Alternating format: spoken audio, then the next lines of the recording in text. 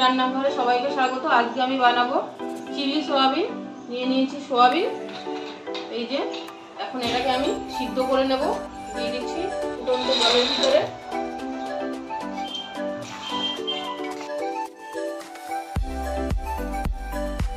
দিচ্ছি লবণ। আমি এটাকে এখন ভালো করে ফুটিয়ে নেব। সোয়াবিনটা সিদ্ধ হয়ে গেছে, আমি এখন এটাকে নামিয়ে দিচ্ছি।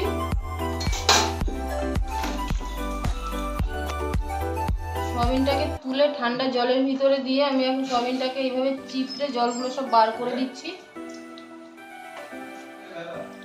নিয়ে নিয়েছি একটা বাটি, দিয়ে দিচ্ছি আদা রসুন বাটা, কর্নফ্লাওয়ার, বেসন, হলুদ, গোলমরিচ গুঁড়ো, সামান্য লঙ্কার গুঁড়ো। এখন আমি এটাকে মেখে নেব।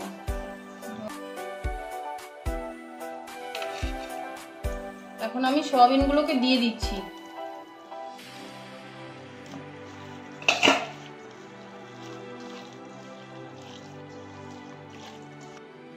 মাখা হয়ে গেছে, এখন আমি এটাকে পকোড়ার মতন ভেজে নেব। তেলটা গরম হয়ে গেছে, আমি এখন দিয়ে দিচ্ছি সোয়াবিনটাকে।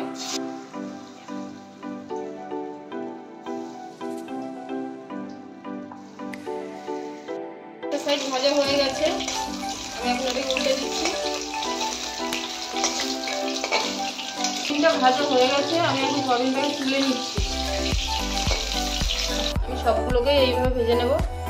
এর উপরে দিচ্ছি তেজপাতা, গোটা জিরে, পেঁয়াজ কুচি,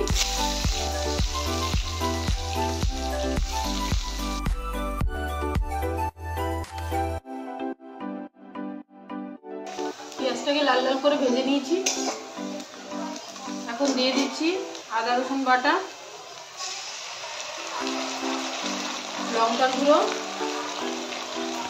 জিরের গুঁড়ো, ধনের গুঁড়ো, নুন, হলুদ। মশলাটাকে এখন ভালো করে কষিয়ে নেব।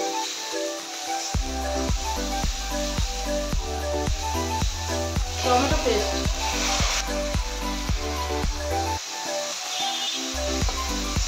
নিয়েছি। এখন দিয়ে দিচ্ছি কেটে রাখা পেঁয়াজ আর ক্যাপসিকাম।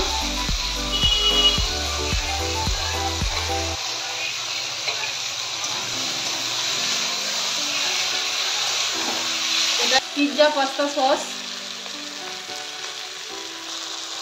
Soya sauce. দিয়ে দিচ্ছি সামান্য পরিমাণে জল।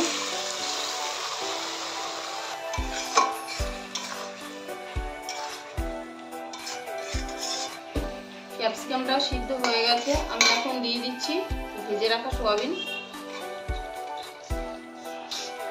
এখন এটাকে ভালোভাবে নাড়িয়ে চাড়িয়ে নেব।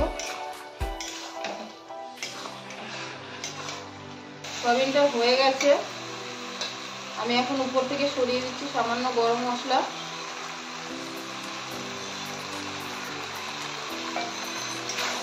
আবার একটু নাড়িয়ে দিচ্ছি। এটা হয়ে গেছে, আমি এখন এটাকে নামিয়ে নিচ্ছি।